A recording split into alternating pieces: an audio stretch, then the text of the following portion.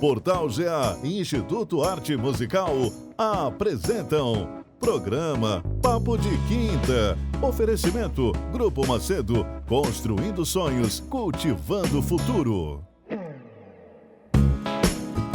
Olá pessoal, sejam bem-vindos ao Papo de Quinta especial Dia das Mães. É isso mesmo, domingo agora é Dia das Mães, mas nós sempre ouvimos falar que não tem um dia específico. Dia das Mães é todo dia e realmente isso é fato. Outro fato é que a maternidade é uma coisa única. Se fosse possível nós unirmos todas as mães do mundo, cada história seria exclusiva. Não existem histórias totalmente iguais. Podem ser semelhantes, porém iguais jamais. E hoje nós temos uma mãe, a mãe escolhida para representar todas as mães nesta semana tão especial, que é a doutora Camila Guimarães, dentista. No finalzinho nós vamos falar um pouquinho a respeito da profissão dela, mas hoje nós vamos conhecer a Camila mãe. Seja bem-vinda, Camila. Obrigada, muito obrigada. Fico muito honrada de representar de alguma forma, né, as mães desse ano. E você foi uma inspiração. Já fazem alguns meses que eu falei com o Bruno, falei, se ela aceitar, eu tenho a mãe desse ano. É verdade, verdade. Porque são histórias muito inspiradoras. A sua, principalmente, nos últimos meses, até no último ano, eu tenho acompanhado bastante através das redes sociais, que vocês também poderão acompanhar, e vocês vão adorar a história da Camila, que é, sim, uma história de muito amor, como toda a história de mãe, mas uma história também desafiadora. E nós vamos entender como que a Camila teve forças para passar por tudo isso e hoje estar com esse lindo sorriso. Camila, quando surgiu a vontade de ser mãe? Algumas mulheres lá na adolescência já pensam, um dia eu quero casar, ter filhos, outras o relógio biológico apita mais tarde. Como foi com você? Eu nunca... Eu tenho amigas que desde sempre falam pra mim, meu sonho é ser mãe, eu quero ter 3, 4 filhos, né? Não, eu nunca fui essa pessoa, né? Nem eu, nem meu marido. Eu tô com meu marido já há 17 para 18 anos, então é uma longa caminhada aí, né? Então a gente curtiu bastante. E quando foi logo depois da pandemia, eu acho que a pandemia deu uma mexida na cabeça de todo mundo, né? Sei lá, a gente pensar que nosso tempo tá acabando aqui, né? Não sei, eu acho que deu uma agitada assim na minha cabeça. Coincidiu numa época de eu ir no médico para fazer o preventivo. E o meu médico gentilmente me falou, olha, Camila, você quer ter filho? Porque se você quiser, vamos ver isso daí logo, né? Porque eu já tava com 35. E aí foi a partir disso. Aí meio que essa fala dele me trouxe, assim, a pensamentos em engravidar, né? E aí, conversei com meu marido, então foi meio repentino, assim. Não foi um grande sonho, não, mas na verdade, na minha vida foi tudo meio repentino depois disso, né? Então, aí, logo que a gente começou a tentar, eu já engravidei. No meu primeiro mês, assim, eu já engravidei do Caio. Do Caio. A Camila é mãe do Caio e do Caetano, ó. Camila, Caio, Caetano. Marido também é com o seu, não? Não. O Vitor. E não tem... Não tive essa ideia de pôr tudo C, não. Eram 2 nomes que eu gostava só. Foi uma coincidência. Foi. Camila, e foi muito legal isso porque, como você disse, com 35 anos, nós mulheres já temos aquela tendência a começar a ter dificuldade para engravidar. Sim. E com você foi bem rápido. Foi bem rápido. E como foi a descoberta da gravidez do Caio e a gravidez do Caio? Então, como eu te falei, foi rápido, né? A gente já tentou e já no outro mês eu já estava grávida. Eu acho que principalmente quando a gente tá um pouco mais velha, né? Passou dos 30, assim, as preocupações, eu acho que elas são maiores, né? Do que quando você engravida com 20. Eu acho que você, com 20 anos, você é mais irresponsável, não no sentido ruim da palavra, mas você se joga mais, né? Você, de repente, tem menos responsabilidades e tal. Acho que depois dos 30, você já começa a pensar muito e se preocupar muito, né? Então, eu lembro que eu fiquei bastante, assim, feliz, óbvio, né? Uma criança, um filho, minha família ficou feliz, meu marido, mas preocupada, né? Como que ia ser, como é que ia chegar essa criança, porque até então era só eu e o Vitor, a gente, né? O que a gente trabalhava, recebia, a gente gastava com a gente, então como é que ia ser essa configuração diferente de família, né? Agora com uma criança. Mas foi uma gestação incrível, assim, foi tudo ótimo. Todos os exames, foi tudo até a 35ª semana, foi tudo ótimo. E na 35ª semana já é a reta final. O Caio era o primeiro neto? Era o primeiro neto da minha mãe e do meu pai, sim. Então também muito desejado pelos avós, toda aquela coisa, porque eu imagino, como eu não sou mãe biológica, justamente essa questão também dos avós. Sim. Que é muito legal, né? Esses 9 meses de gestação de toda criança, né? Ela é uma construção, né? Das expectativas, dos planos. Então, conforme cada mês que vai passando, né? A gente projeta e se organiza tanto na prática quanto emocionalmente também, né? Então, tava todo mundo muito ansioso. 35ª semana, imagino eu que tudo pronto para a chegada do Caio. Foi um dia depois do chá dele. A essas alturas, enxovalzinho pronto, tudo pronto, preparado já. E tal. E o que aconteceu? Eu, na 35ª, foi tudo aqui em Jaboticabal. Desculpa. Lá em Jaboticabal. Então, no último mês, né, eu tava entrando nele, assim, a gente começa a fazer consultas dentro do hospital, né? Então, são semanais. E era a minha primeira consulta no hospital, né? E aí, a hora que o médico foi fazer os exames e tal, foi auscultar, o coraçãozinho dele não tava batendo. Bem resumidamente, foi isso. E aí, então, a gente recebeu essa notícia de que ele não tava vivo. Do nada. Às vezes, as pessoas falam e não falam por mal a frase "eu imagino que você passou", mas ninguém nunca imagina, porque cada sensação é única. Esse termo nós usamos, eu acredito que até de forma impensada e como um termo que se diz respeito à solidariedade, mas na verdade é só a pessoa que viveu e que sabe. Isso. O que aconteceu naquele momento que você ouviu isso? O médico fez ultrassom, você estava sozinho, o Vitor estava com você, como que foi? Bom, já vou pedir desculpa porque é um assunto que não dá para eu não me emocionar. Já vivo muito bem com essa situação, mas eu ainda me emociono muito. Tá tudo bem, mas eu ainda me emociono. Não, e assim será para todo sempre, é seu filho, e tá tudo bem. Tava eu e o Vitor, né? E hoje, eu acho que uma forma de me proteger, meu cérebro apagou muita coisa do dia, né? Claro que eu lembro, mas muita coisa. Mas ele não escutou, aí me levou pro ultrassom, aí lá no ultrassom o médico me deu a notícia. Isso muita correria, né? Dentro do hospital. Aí o médico me deu a notícia de que o coração dele não estava batendo mais. E aí foi muito desesperador.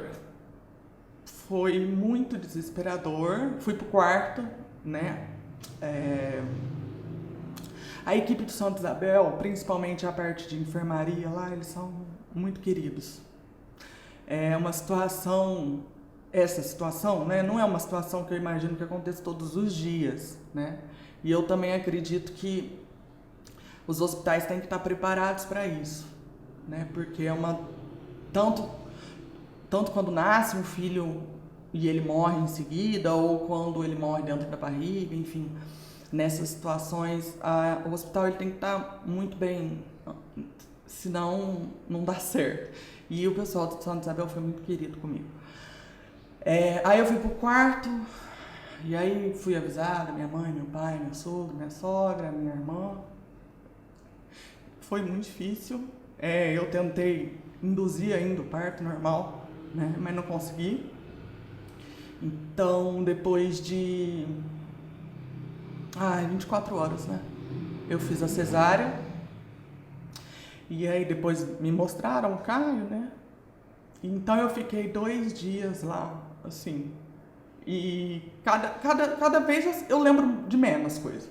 E eu quero assim, eu quero que vai apagando mesmo. Mas o que eu posso te falar sobre o que você disse sobre não imaginar o que... E realmente não dá. Porque naquele dia não morreu só o Caio, né? Eu morri também. Assim, aquela Camila até então morreu. Morreu completamente. Eu não sou mais aquela Camila. Eu tive que, além de fazer sarar essa ferida, né? Que é impossível, mas a gente tenta todos os dias. Eu tive que me reinventar.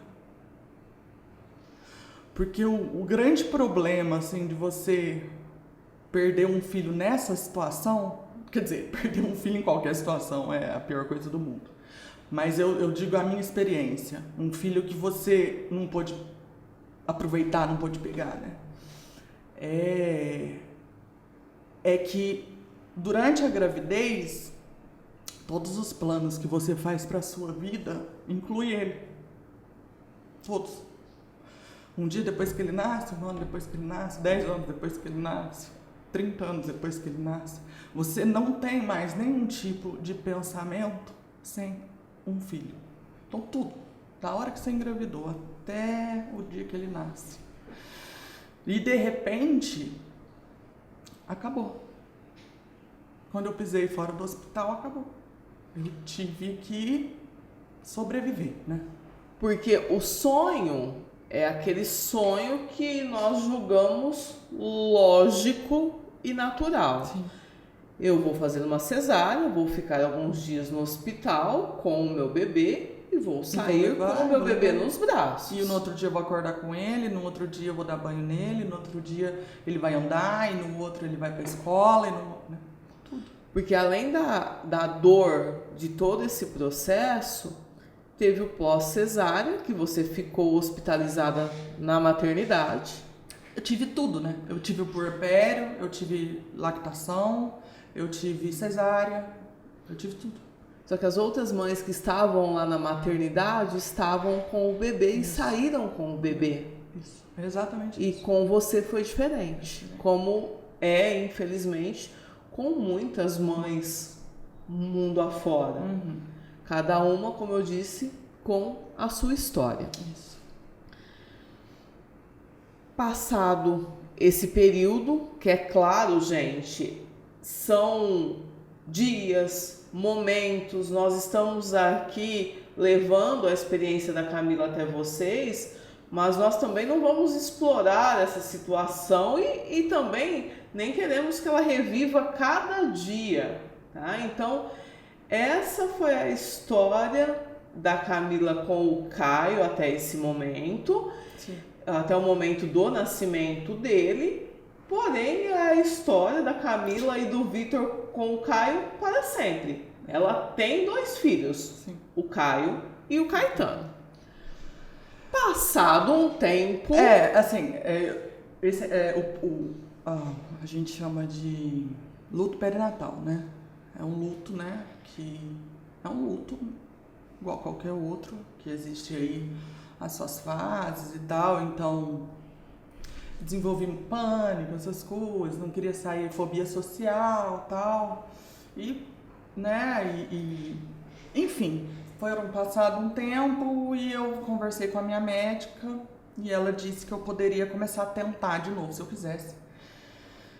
Ele morreu essa semana, dia 25, há 3 anos atrás.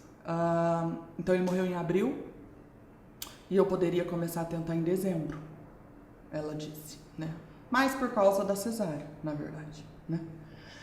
E aí, então, essa fase de abril até o outro ano foi muito difícil, não só pra mim, pro Vitor, pro pai. Não foi difícil, foi impossível. Mas o tempo, ele vai te levando e as coisas vão se organizando, assim, né? E aí chegou dezembro, deixei passar as festas, tal, janeiro ali. Fevereiro, eu falei, Vitor, né, vamos ver de tentar de novo. Ele falou, beleza, né?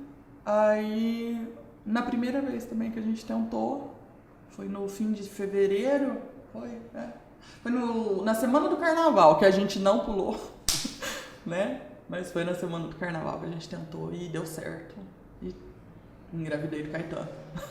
E aí, a notícia? Nossa! Foi complicado, assim, porque, claro que é uma coisa que a gente queria, né? E que desde a morte do Caio, acho que uma forma de eu tentar reviver, assim, de uma forma mais carinhosa a maternidade era pensar em ter outro, né?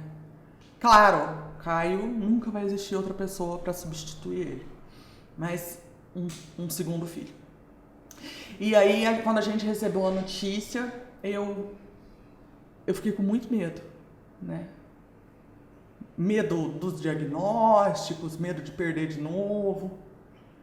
Não tem como eu não comparar uma gravidez com a outra. Então, enquanto eu tava vivendo a segunda gravidez, sempre, né? Mas foi também uma gravidez muito boa. Foi tudo muito, muito bom, assim.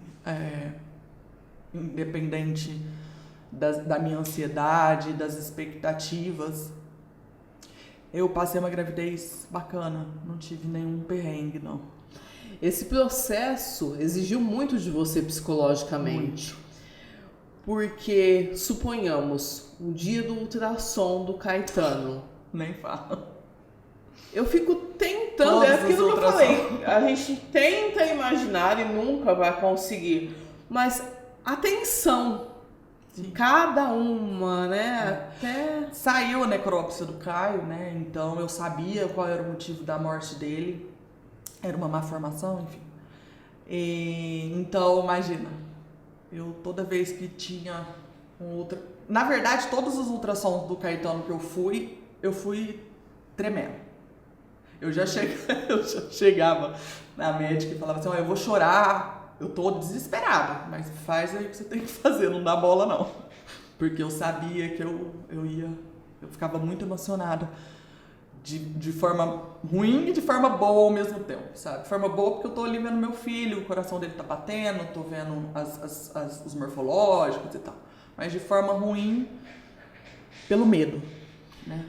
E uma outra coisa também que a gente imagina e que as mães que estão nos assistindo acredito que concordem conosco é o seguinte: na maioria dos casos, as mulheres elas ficam mais tensas nos ultrassons nos 3 primeiros meses, onde estatisticamente a chance de acontecer alguma coisa é maior. Quanto mais prolongada a gestação, a tendência é ir relaxando. Porém, você tinha uma experiência anterior que não deixava você relaxar. Não deixava. Tanto que o último ultrassom do Caetano, que é a liberando as 35 semanas, nossa, foi terrível, assim, pra mim. E tava tudo certo. E o Caetano nasceu com quantas semanas? O Caetano nasceu... Nossa, foi muito engraçado. Eu faço aniversário dia 4 de novembro. E dia 4 de novembro eu acordei com contração. A data do nascimento dele, a prevista, né?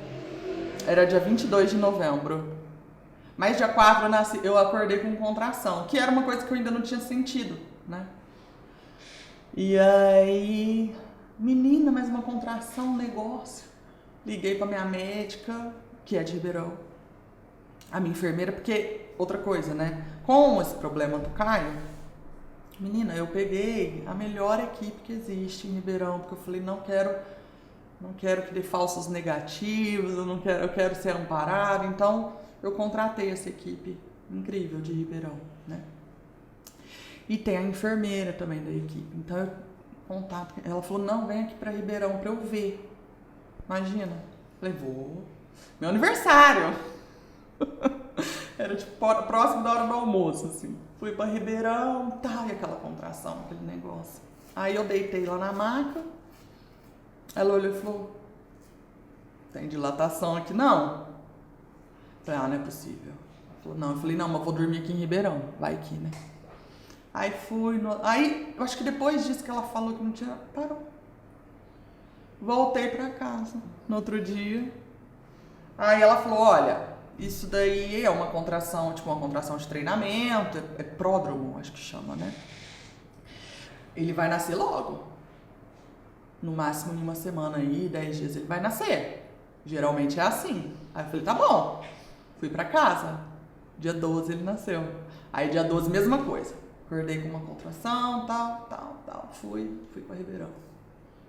Né?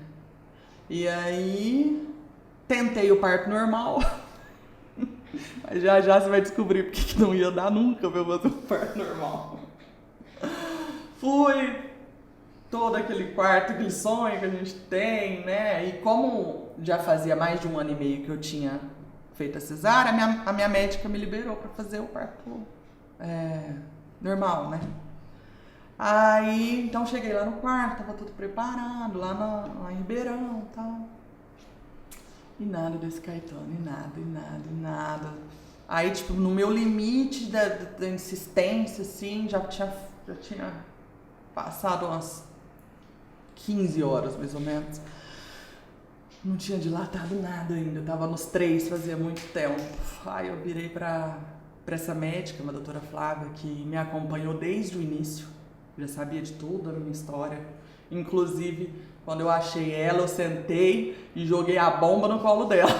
Eu falei, eu tô grávida do meu segundo filho, o meu primeiro, aconteceu isso, e eu vim atrás de você, porque eu sei que você é especialista em gravidez de risco. Minha gravidez não é de risco aqui, mas é de risco aqui. Então... E aqui comanda tudo, né? Aí eu falei, então eu preciso de um acolhimento diferente. E ela foi incrível.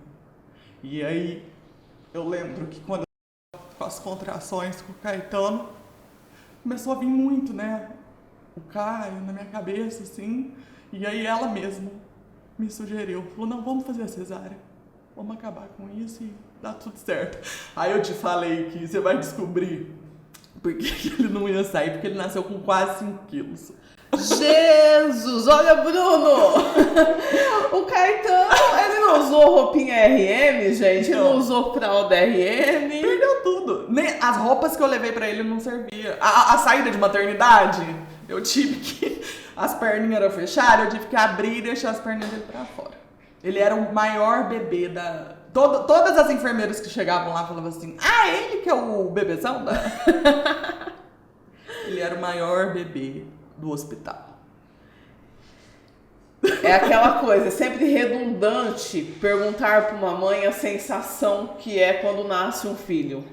Mas, mediante a história da Camila, que vocês já assistiram até aqui e vão continuar assistindo, e o choro, e o contato... Eu não sei explicar. Foi um alívio, né? Eu lembro que até na minha rede social, o que eu escrevi foi que meu filho nasceu vivo, né? Não escrevi mais nada, já escrevi isso. O meu filho nasceu vivo. Por quê? Porque o outro nasceu morto, né? Então, Caetano tinha nascido vivo. Mas eu ainda tava com um pouco de medo, né? Ele nasceu, eu tava receosa. Foi tudo muito tranquilo, o parto foi maravilhoso, foi 5 minutos, sabe, assim, eu não tive problema nenhum, foi ótimo, fui pro quarto, era meia-noite, cheguei no quarto, ele nasceu, era quase 10 da noite, aí teve que fazer alguns exames e tal, Aí eu cheguei no quarto, eu, o Vitor e o bebê, imagina, os três ali, um olhava pra cada outro, o que eu faço agora? Agora é com a gente, é nosso. Porque a maternidade, gente, ela é linda, mas assim, no capítulo 2, né? Porque o primeiro é o estranhamento, né? Eu acho que é muito normal você estranhar o bebê. Tipo, isso aqui agora é meu, eu tenho que cuidar. A responsabilidade, né? Como é que eu vou fazer isso aqui? Né? Então esse primeiro impacto, a gente fica um pouco perdido mesmo, né? Mas era um misto de emoção, assim, de tá tudo bem. Eu olhava e falava, gente, tá tudo bem, sabe? E aí? Dormimos, acordamos. E aí, como eu te falei, eu contratei uma equipe multidisciplinar. Então tinha a minha médica obstetra, que é a ginecologista, tinha a enfermeira, que era quem me acompanhava, e tinha a pediatra, que eu tinha ido uma semana antes para conhecer ela. Então ela é quem estava lá quando o Caetano nasceu. E ela chegou no meu quarto, né? Ela já tinha avisado que ela ia lá logo na hora do almoço, então ela chegou lá. E aí ela me falou assim, ele tá bem, já pedi todos os exames dele, só que a gente percebeu algumas características de síndrome de Down. E aí aquele negocinho que tava dentro de mim, assim, sabe, aquela coisa assim, tá tudo bem, mas será que tá tudo bem, sabe? Não sei se toda mãe sente isso quando nasce um filho, mas eu senti, né? E essa notícia, ela é muito impactante. Ela é, assim, assustadora. Porque ela também provoca nos pais e na família uma readequação de sonhos. Sim, mas isso daí acontece com muitos dias. O que eu tô querendo te dizer assim, naquela hora, entendeu? Por exemplo, eu nunca tinha tido um síndrome de Down na minha família, né? Eu não tive essa experiência, eu nunca tive essa experiência. Então, pra mim, é desconhecido. Eu sei o que é a parte, principalmente a parte fisiológica. Enfim, a gente sabe, mas a gente não sabe. Então, quando ela deu essa notícia pra mim, meio que eu fiquei, né? Falei, mas como assim? Tipo, né? Aí ela falou, olha... E aí, voltando, a doutora Kelly, que é essa minha pediatra, que é a pediatra do Caetano, ela é especialista em síndrome de Down. Olha que loucura. Nada por acaso. Então, assim, a médica que trouxe o meu filho no mundo era especialista em síndrome de Down. E ali, graças a Deus, ela era apta. Não tô falando que as outras não são, mas enfim, é uma especialista, né? É mais apta. Ela era apta. Então ela fez todos os exames emergenciais ali na hora, sem eu perceber. Só que, como eu te falei, meu filho nasceu muito gordinho, né? Muito inchado. Então, ela quis esperar essas 12 horas, né? Pra ela ver ele um pouco mais desinchado, um pouco mais... enfim. E foi exatamente o que ela foi fazer lá. E aí ela me falou as características que o Caetano possuía no momento e que tinha grandes chances dele ser síndrome de Down.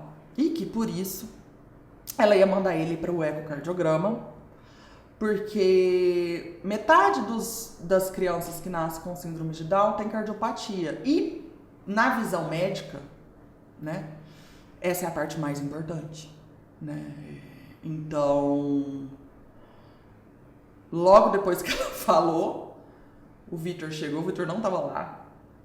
Ele chegou. Aí chegou meu pai, minha mãe, meu sogro, minha sogra, minha irmã. E a gente ficou meio assim, e agora, né? Como é que é? Como que é um filho síndrome de Down? É aquilo que a gente vê? Não é? Meu filho vai sofrer? Não vai? Meu filho vai ser um bobo? Não vai? Meu filho vai poder fazer o que da vida? O que ele vai ficar deitado? Ele vai andar? O que vai acontecer? Porque profundamente a gente não conhece nada sobre a síndrome de Down, né? Tem gente que fala que a síndrome de Down tem níveis, não existe. Então isso tudo a gente precisa estudar.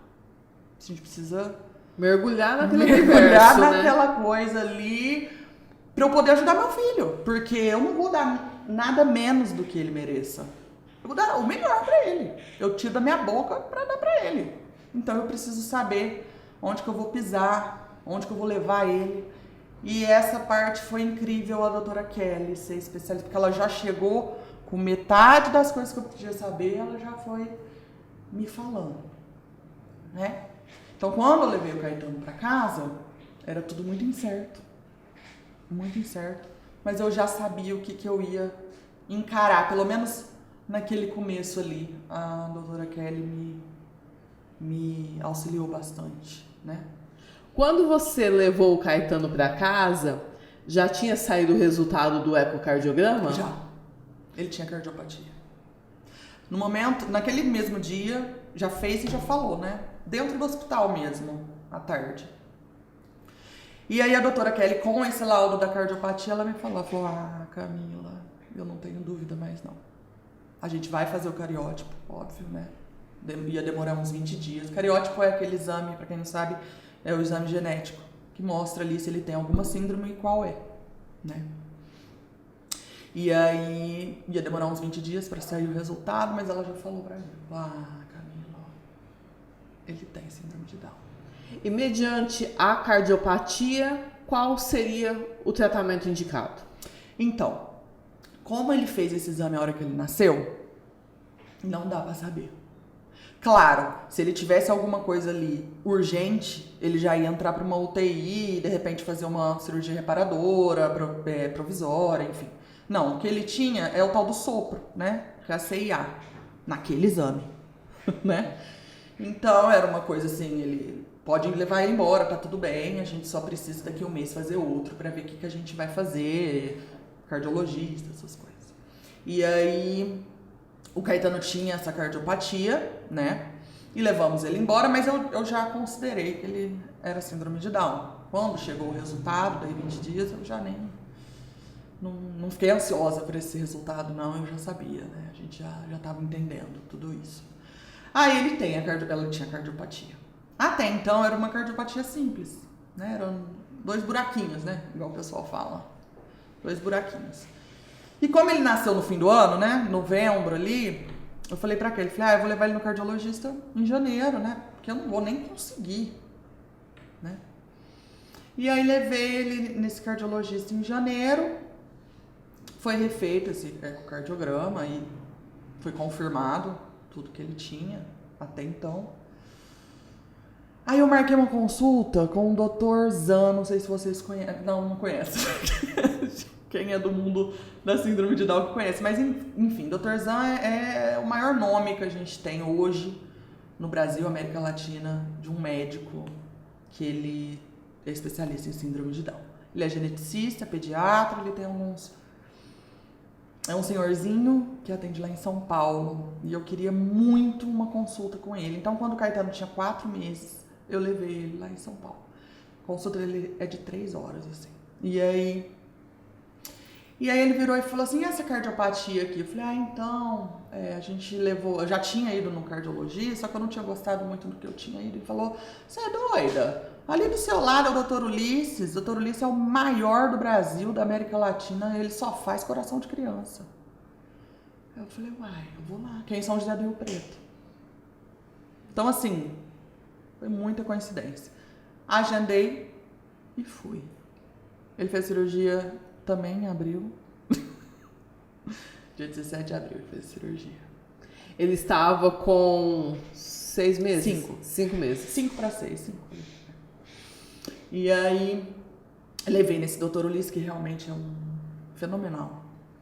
Ele entrou. Só que aí, quando eu levei, a gente descobriu que não era só 2 soprinhos. Ele tinha muitos problemas. Não vou falar porque é meio técnico, mas ele tinha que fazer mais de uma cirurgia. Então ele tinha que fazer a primeira cirurgia. Então levamos lá, né? E aí o coração nosso tá aqui, né? Ele fez a cirurgia 9 horas da manhã. Saiu bem, sobreviveu, tudo certo e tal. Foi pra UTI. A hora que foi 5 horas da tarde, ele teve uma parada cardíaca. E aí, ele teve essa parada cardíaca, conseguiu reanimar, ele voltou pra cirurgia. Desfez a cirurgia. O que ele tinha feito, a bandagem, precisou desfazer. E aí voltou e se recuperou super bem. Tal. E aí ficou aquele negócio, e agora? Né? Nem os médicos sabiam qual era o futuro dele em relação às cirurgias. Né? Então, passou, ele teve alta, a gente trouxe ele pra casa, ele se recuperou super bem. Né? E aí, um mês depois, a gente voltou lá pro outro médico clínico, cardiologista lá de São José do Rio Preto, e ele já tinha melhorado. Aí eu até virei pro médico e falei assim, mas se desfez o que fez, melhorou na onde? Ele falou, olha, eu não sei, a pressão pulmonar dele tá melhor. Ele tá com tudo aquilo, mas o quadro clínico tá muito melhor, né? Eu falei, tá, então o que a gente faz? Porque eu saí do hospital achando que eu ia voltar com ele aqui, ia passar tudo aquilo que eu passei, eu não tinha nem força mais. Assim, depois de um tempo ele ia ter que fazer outra cirurgia, porque aquilo tinha que ser feito. A minha cabeça nem tava funcionando mais, assim, porque foi uma lambada atrás da outra, assim, né? E aí ele falou, não, me traz aqui mês que vem. Aí a gente voltava, fazia outro eco, tava melhor. Aí me traz aqui 3 meses. Aí eu tava bom. Aí ele foi a última vez, pouco depois do aniversário dele, foi em dezembro, janeiro, Não, janeiro, foi perto do nascimento da minha sobrinha. E tá ótimo. Ótimo, lindo, sapeca. Ele tá ótimo, assim. Todos os problemas urgentes no coração que ele tinha melhorou. Diminuiu o remédio, diminuiu. Ele precisa fechar os buraquinhos? Precisa. É uma cirurgia, a gente chama de cirurgia reparadora. Vai melhorar a qualidade de vida dele. Mas não é urgente. E isso, pra mim, assim, eu já respiro um pouco, entendeu? Eu consumo muito conteúdo de maternidade na internet. E eu acompanho uma mãe, ela inclusive mora na Alemanha. Não sei se você conhece, o Instagram é Família Zauner. E tem a Maia, que também tem trissomia. Ela tinha um diagnóstico que ela teria que fazer uma cirurgia com 2 anos de idade. Quando ela atingiu a idade, até por questão do peso e tal, para ir fazer a cirurgia, que ela foi para fazer a cirurgia e não precisou.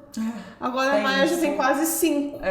O doutor me explicou. É porque é assim, né? Na verdade, o que a gente tem que entender? Que o nosso coração, ele precisa se desenvolver conforme a gente vai crescendo. Ou seja, ele precisa dar conta do corpo, porque ele tem que bombear lá o sangue, enfim, de uma forma bem leiga. Então, ele também precisa ir se desenvolvendo. E nesse ele vai se desenvolvendo, ele vai se organizando, entendeu? Para algumas coisas sim, por exemplo, ele fechou uma CIV que ele tinha. Fechou, ótimo, não precisou reparar. Mas as 2 outras CIAs não. Estão lá, do mesmo tamanho, não mudou nada.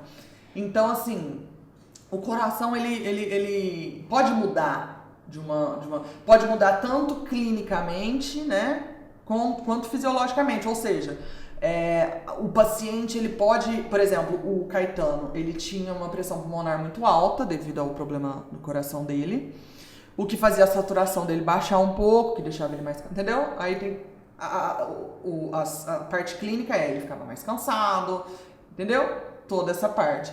Como a pressão pulmonar dele estabilizou, a saturação subiu, ele já não apresenta as outras coisas, entendeu? Então, é isso, a gente vai assim, é um campo minado, né? Mas é aquele negócio, é igual eu falei pra minha mãe, pro Victor, eu falei assim, gente, eu não vou ficar me apegando ao que ele pode fazer daqui 2, 3, 4 anos. Eu vou curtir esse negócio que o médico falou aqui. Vou. Ah, ele tá bem? Tá bem. Ah, então pra quando a gente marca? Pra daqui 1 ano. Pô, o médico que fala pra você marcar um ecocardiograma pro seu filho pra daqui 1 ano. Ele tem muita certeza do que ele tá falando. Pô, ele não... Se fosse uma coisa que tivesse um pouquinho de risco assim, ó, ele falaria, não, então volta daqui 3 meses, entendeu? Então, eu também não vou ficar fazendo muita pergunta pro médico, tanto que eu nunca fiz essa pergunta pra ele. Eu fiz só dessa última vez, se o meu filho ia precisar de cirurgia de novo. Nunca fiz, porque eu tinha muito medo da resposta. É confiar no processo. Falei, se ele for, ele vai me falar. Eu não vou... Porque às vezes... Posso ser sincera, às vezes nem o médico sabe. Ele precisa de um tempo maior pra ele saber. Ele precisa de mais informações pra ele saber. Acompanhar a evolução. Aí eu viro pro médico e falo assim, vai precisar de cirurgia, ele virar pra mim e falar, não sei. Eu não sei se é pior ou melhor do que não ter resposta. Então essa última vez eu perguntei, né? Já que ele fez 1 aninho e tal. Aí ele falou, não, vamos ver ele com 2 anos. Aí eu falei, então tá bom, tá? Então tá. Tá tudo ótimo. Então é isso. O Caetano, ele tem, lógico que administrado pela mamãe, um Instagram, que até nós vamos deixar aqui no rodapé, para vocês poderem acompanhar um pouquinho do que a Camila posta lá, gente. Porque eu falo que eu tenho vontade de sequestrar o Caetano. Inclusive, ele é muito parecido com você. Muito. Muito, muito. Sabe aquele filho que assim, não precisa de DNA? Fala, é filho da Camila. Não tem jeito, ele é a sua cara. E pelas redes sociais, a gente percebe que ele tem um desenvolvimento maravilhoso. Sim. E ao mesmo tempo, a minha análise é a seguinte... E como você disse, você não vai dar nada para ele além do que ele mereça. Então, vocês estimulam muito o Caetano com terapias, com brincadeiras. Tudo que você posta lá, a gente percebe que tem um estímulo que todas as crianças precisam, sim, mas que eu considero que é fundamental para ele. Sim, Quando eu saí com ele da maternidade, e eu te falei que, graças a Deus, a Kelly conseguiu me passar um pouco, pelo menos as informações mais urgentes, né? Era isso. Era, Camila, a partir de hoje, primeiramente, a gente vai ter que fazer vários exames nele, né? Pra gente saber... Enfim, pra gente poder saber o que fazer, né? Se tem mais algum problema fisiológico, além da cardiopatia, claro. E eu já vou te mandar para as terapias. Você vai com ele 1 semana. 1 semana você leva ele já. Eu falei, mas não é cedo? Ela falou, não é cedo. Então ela já me passou tudo. Físio, TO, fono. Ele precisou fazer também... como é que chama para colocar no lugar as coisas? Esqueci. Mas enfim, ele fez terapia de tudo. Nutricionista, tudo. Então ele, com 1 mês... já tava fazendo tudo, entendeu? Eu levei em tudo, porque eu falei assim...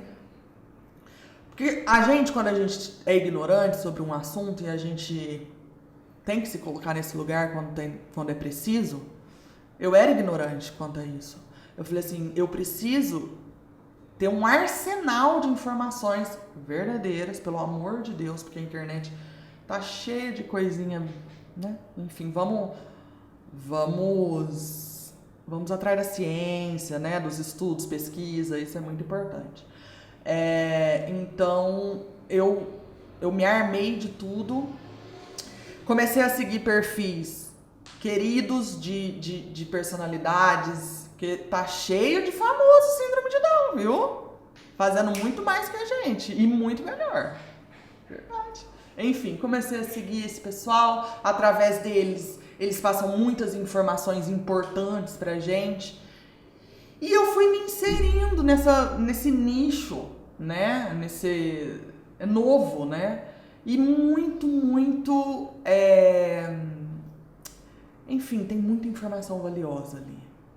que todo mundo tinha que, de alguma forma, se alimentar disso, mas a gente não faz, porque, enfim, não tem a necessidade, acaba não fazendo. Mas como eu tive essa necessidade, né, eu fui atrás de tudo, e aí em pouco tempo eu já sabia tudo. Eu só não vivi tudo ainda, mas eu sei o que pode me esperar. Então, o Dr. Zan também, ele me passou coisas importantíssimas sobre a síndrome de Down. Até onde meu filho pode chegar. Quando a gente não conhece a síndrome de Down, a gente pensa nela como ela era há 30 anos atrás. Há 30 anos atrás, nascia um síndrome de Down, as pessoas isolavam ele. Por quê? Porque achavam que ele não era capaz, porque achava que ele não poderia fazer nada, não colocavam ele em sociedade, ia para um lugar, ia para uma festa, não levava o filho síndrome de Down, deixava em casa. Era assim. Não porque as pessoas, enfim, de certa forma uma ignorância, mas é porque não era estudado a fundo o que um síndrome de Down podia fazer nessa época. Não tinha esse acesso às terapias, principalmente de forma gratuita hoje em dia, né? As escolas, elas não estavam aptas a receber um síndrome de Down. Hoje, elas são obrigadas a receberem, com todas as adaptações, entendeu? Então, assim, a gente vê síndrome de Down hoje fazendo faculdade, a gente vê síndrome de Down dirigindo, a gente vê morando sozinho, casado, tendo filho. Tem síndrome de Down tendo filhos. Dando show em rede social, igual o Marcelinho. O Marcelinho que conquistou a Ivete Sangalo, dançando, cantando, no jornalismo, trabalhando em empresas, em cargos muito bons. Entendeu? Então, assim, dê tempo ao síndrome de Down, dê respeito, que vai dar certo. Eu faço isso com o Caetano e o Caetano é uma vitória por dia, gente. O moleque tá quase andando. Inclusive, a Camila vai mandar pra gente, o Bruno vai colocar aí na edição algumas imagens do Caetano, porque alega meu dia ver os stories que ela posta. E hoje, no dia que nós estamos gravando este programa, ela colocou um story do Caetano em pezinho no berço. Eu fiquei apaixonada. Ele acorda com tanto bom humor. Gente, ele acorda rindo todo dia.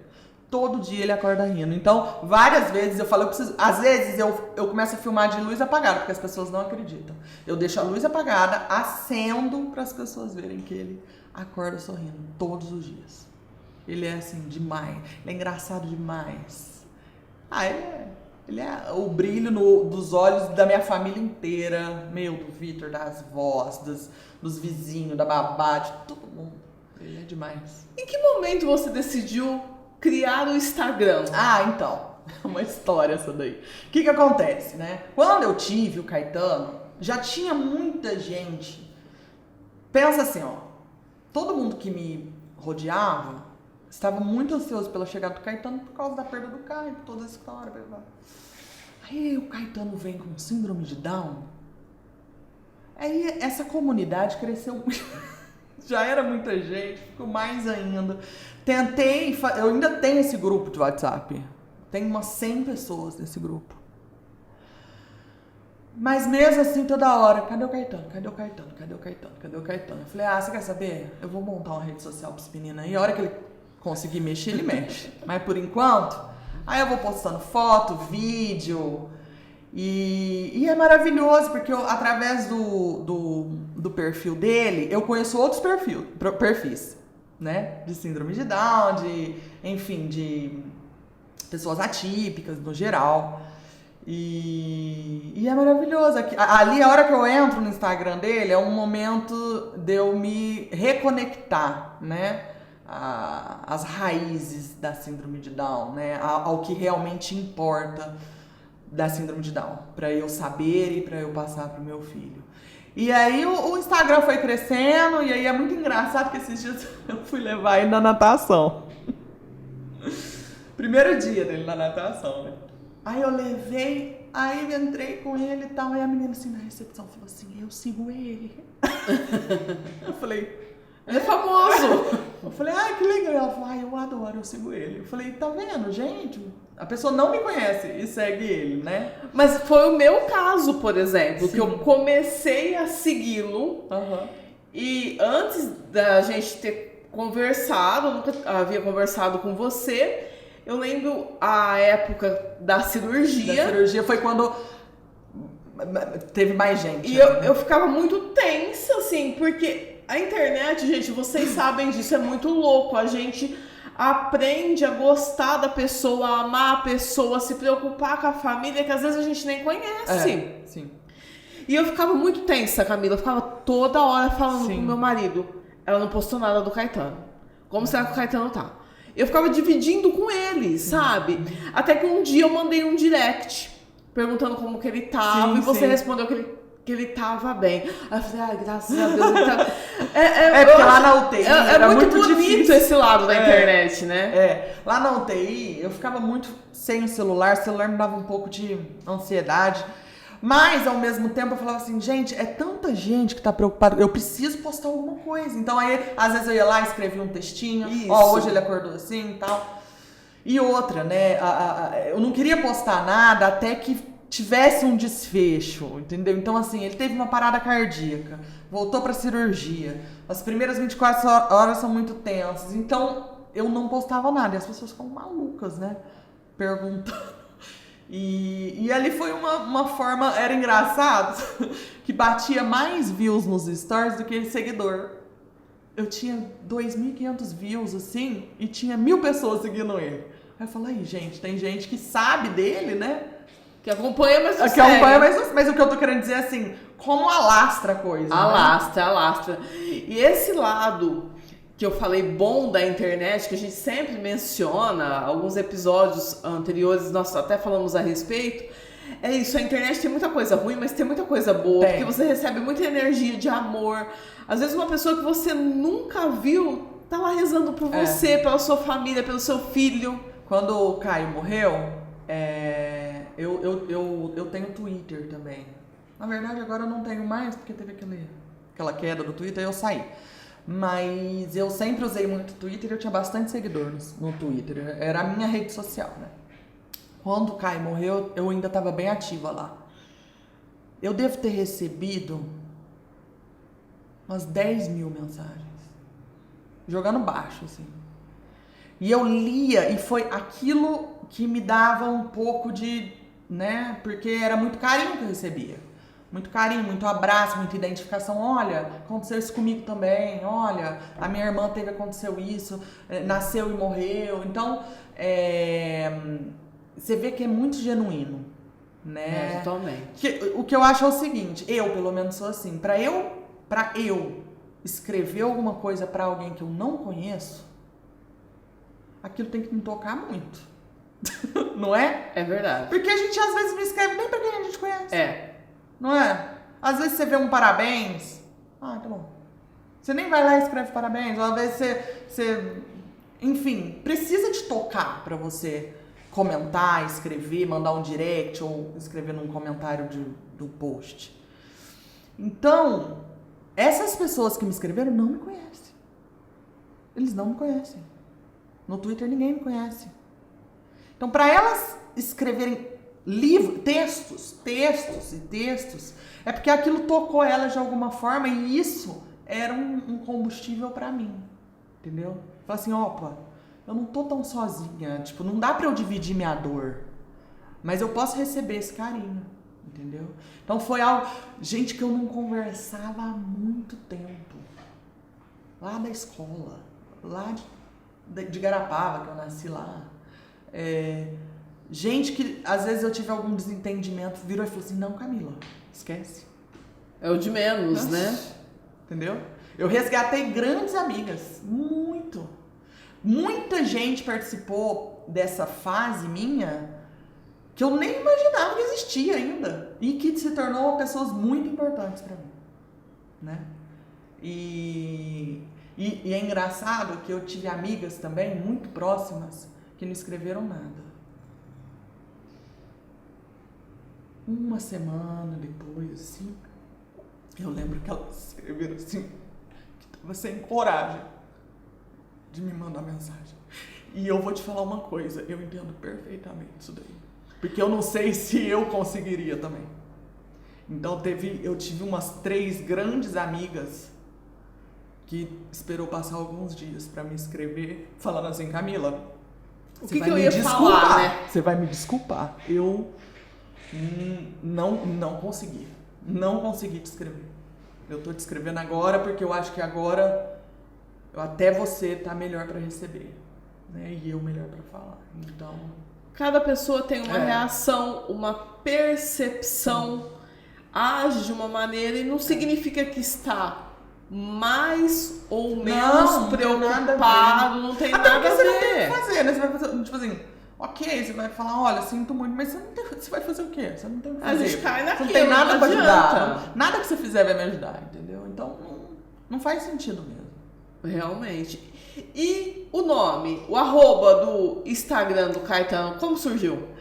Então, o Caetano, na verdade, quando a gente escolheu o nome do Caio, tinha Caetano ali no meio.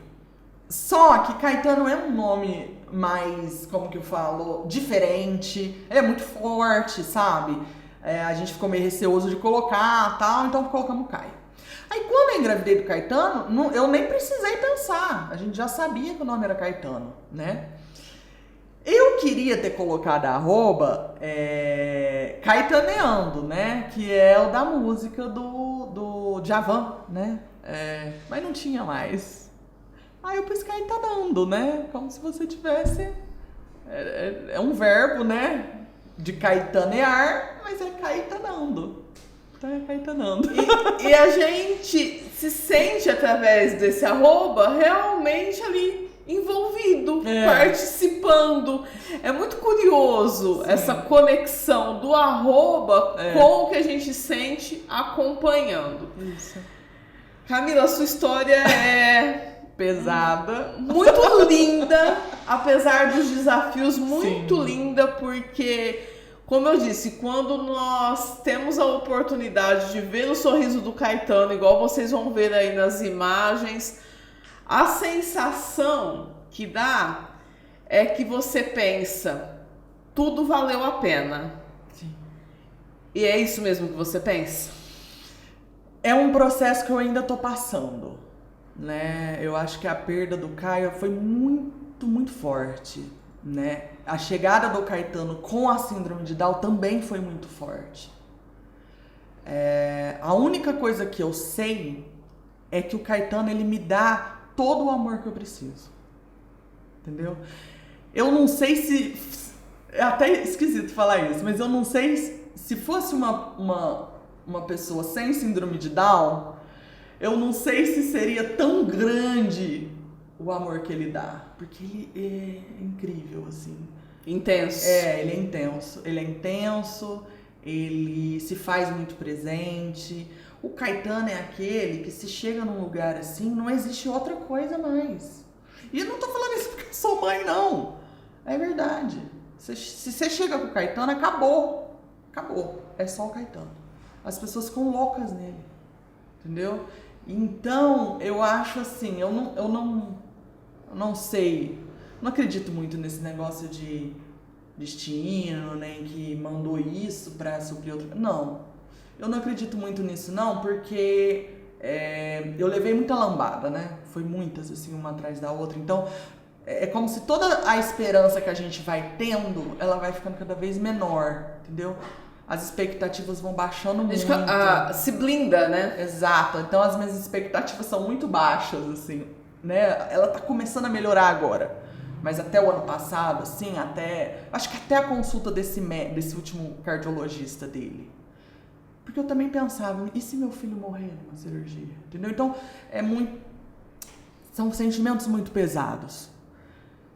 Então, o que eu penso é que hoje, o Caetano me dá muita alegria. Eu não sei se é toda alegria para eu poder me desvencilhar do meu passado um pouco mais. Acho que isso vai acontecer. Mas a presença do Caetano salvou minha vida. Com certeza. quando você fez o vídeo que você postou no Instagram, Sim.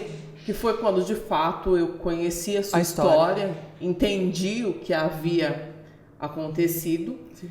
porque eu tive a oportunidade de te ver grávida do Caio, Sim. mas não sabia o que tinha acontecido. Eu te vi grávida e ponto. Sim. Naquele vídeo eu entendi o que tinha acontecido e assim, eu gostaria de te parabenizar pela generosidade de dividir a história, porque muitas pessoas passam por situações desafiadoras e não dividem, e tá tudo bem também. Sim. É como você falou das suas amigas que não mandaram a mensagem no primeiro momento. Cada pessoa tem seu tempo, às vezes a pessoa não quer dividir e tá ótimo. Mas eu acredito que naquele momento você trouxe esperança para tanta gente. Eu recebi muita mensagem nesse sentido. Inclusive para pessoas que não viveram nada parecido com o que você viveu. Sim. Mas é aquela sensação, se essa mãe passou por isso e está continuando firme e forte com o filho dela, porque eu que passei por aquilo vou desanimar. Mesmo que a situação seja completamente diferente. São problemas diferentes, mas essa também é uma perspectiva nova que eu tive. Então, eu mesma, depois de tudo que aconteceu comigo, hoje eu não dou tanta importância assim para alguns probleminhas, sabe?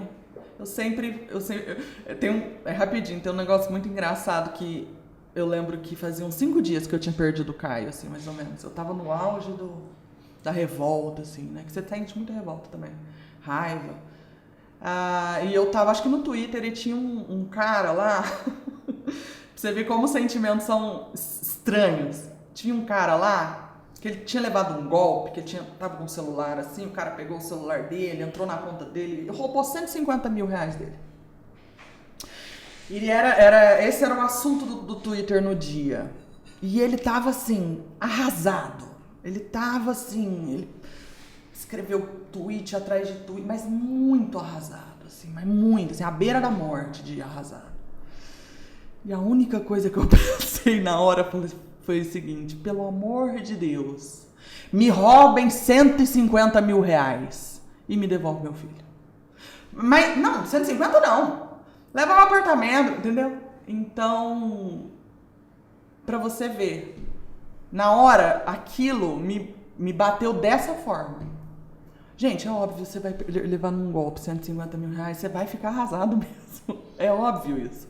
Mas eu tô falando a perspectiva do que virou a minha vida depois disso. Entendeu? A perspectiva da dor. Né? O que é dor pra um não é pro outro. Não tô diminuindo o problema dele. É enorme o problema dele. Mas eu sempre... como você não sentiu essa dor, eu que senti. Eu sempre vou lembrar dessa dor. E ela é muito grande. Né? Ela é de morrer, assim. É física a dor. Então ela sempre vai me acompanhar. Então isso me ajuda nessa questão de... Será que isso é um problema mesmo? Pra eu perder essa... né? Noites em claro. Então tem algumas coisas que eu já não ligo tanto. E eu acho que isso é uma evolução, né? Assim, vamos dar importância ao que tem importância. Com certeza. Né? Eu acredito que o pessoal que está nos assistindo, que vai nos assistir antes do Dia das Mães, ou esse programa é um programa atemporal, independente de quando você vai assistir, fica realmente essa reflexão. O que é problema? Realmente isto é um problema? Porque às vezes a gente acaba fazendo tempestade em um copo d'água, como diz o ditado popular. Não, é tudo bem fazer, mas assim, não se desgaste, sabe? Se preocupa, mas não... Tem coisa muito pior. Tem coisa muito mais difícil de levar. Bom, a vontade de conversar com o Camilo o dia todo, né, Bruno? Eu acho que o Bruno também... O Bruno é pai, está impactado com a história. Gostaria de ter falado mais também a respeito do seu esposo nesse processo, mas ele vai entender que hoje nós estamos falando da mãe. Quem sabe no Dia dos Pais, Bruno? Se o Vitor... uma perspectiva diferente. Porque o Vitor, quando ele descobriu do Caetano, ele falou, é isso? Vocês estão assim por causa disso? Não, tá tudo bem. E ele sempre seguiu dessa forma. Então, pro Vitor foi muito tranquilo. Se ele aceitar, nós teremos a oportunidade de ouvi-lo. Então, como você disse, de acordo com a perspectiva do pai. Mas antes de nós encerrarmos o nosso bate-papo, lá no comecinho eu falei que a Camila é dentista. Então a Camila tem uma clínica em Jaboticabal. Vamos falar rapidamente um pouquinho, porque eu vou deixar... Nós vamos, né? Eu não, gente, porque quem faz edição é o Bruno, né? Eu vou falar, eu vou deixar aqui e pronto. O Bruno vai deixar no rodapé também o @ da Camila e vocês vão ver muito do trabalho dela, das maravilhosas transformações que ela faz. Eu sou dentista já há 18 anos, né? E eu tenho a minha clínica lá em Jaboticabal, na Nova Jaboticabal. Eu sou especialista em periodontia, né? E eu também... Mas o que eu faço mais é estética, né? As facetas de resina, as pessoas me conhecem mais dessa forma lá em Jaboticabal e na região. Eu faço algumas transformações bem bonitas, dá uma olhada lá. Né? Bonitas, e o que eu acho fantástico é que é um processo rápido, né? É um processo bem rápido. E super natural também, né? Totalmente, ninguém fala. E o antes e o depois, gente. Então, o Bruno, tá, Bruno? É deixar o @ da Camila. Camila, mais uma vez, muito obrigado por dividir com a gente essa história que é desafiadora e inspiradora, acima de tudo. Que o Caetano continue sendo essa luz. Ele é maravilhoso. Sigam o Caetano, gente. Porque eu tenho certeza que quando vocês acordarem, pegarem o celular e ver aquela carinha nos stories, o seu dia vai ficar mais bonito, assim como fica o meu também. Camila, feliz Dia das Mães pra você, pra todas as mães da sua família. Tem uma mãe recente na sua família, sua irmã, né? Minha irmã. Primeiro Dia das Mães dela. Então, se você quiser deixar um beijo pra ela, em especial... Um beijo pra minha irmã, né? Pra minha irmã, a mãe da Diana agora. Ah lá, o Caetano ganhou uma priminha. Bem-vinda a esse mundo das mães, né? Difícil, mas muito, muito bonito. E para todas as outras mães também, né? Típicas, atípicas, todas elas, porque dá trabalho, né? Não tem como romantizar. Não, dá trabalho demais ser mãe. Mas é um trabalho, igual eu falei esses dias, que muda a gente, né? Você tem que mudar. É obrigatório você mudar. E você tem que mudar para melhor. Então, ser mãe é isso. É você ser obrigada a evoluir, né? E isso é muito bom pra gente. Eu espero que não tenha ficado tão pesado, porque não tem como contar a minha história assim de forma mais leve, né? É a sua história. É a minha história. E eu ainda não sou uma pessoa recuperada de tudo, a gente ainda tá caminhando, né? Mas eu garanto, se uma mãe tá passando por isso agora, de perder um filho ou de ter um diagnóstico da síndrome de Down, gente, calma, né?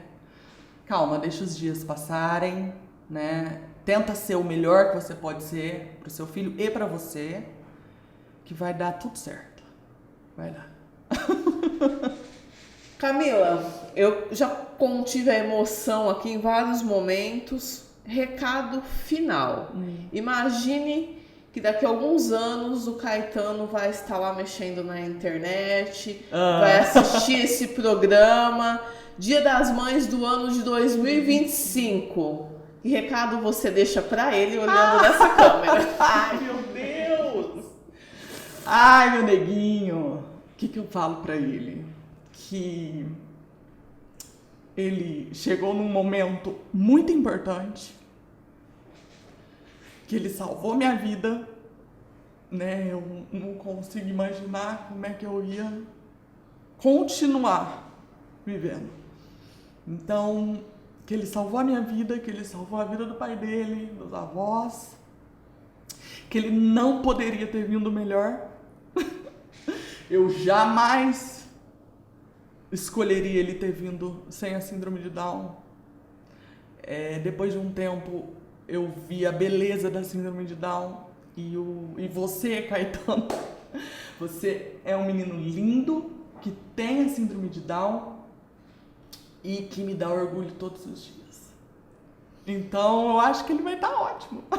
Com toda certeza, o Caetano ainda vai vir dar uma entrevista pra gente aqui. Vocês vão ver só. Lógico que vai. Você imaginou, Bruno, no programa no Dia das Crianças, o Caetano aqui com a gente? Que coisa linda. Ó, já estamos fazendo planos a longo prazo, mas virá, se Deus quiser. Camila, muito obrigado mais uma vez. Deus abençoe sua linda família. Obrigada. A Camila, sempre mãe do Caio e do Caetano. Essa dupla que sempre vai estar com ela, cada um de uma forma, mas alimentando essa mãe com muito amor.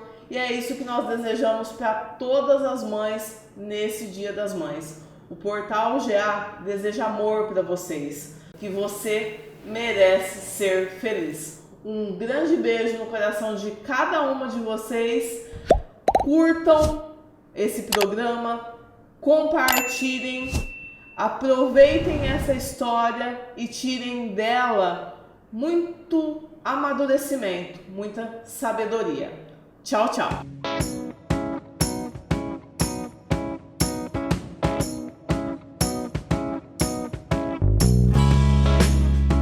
Portal GA e Instituto Arte Musical apresentam programa Papo de Quinta. Oferecimento Grupo Macedo, construindo sonhos, cultivando o futuro.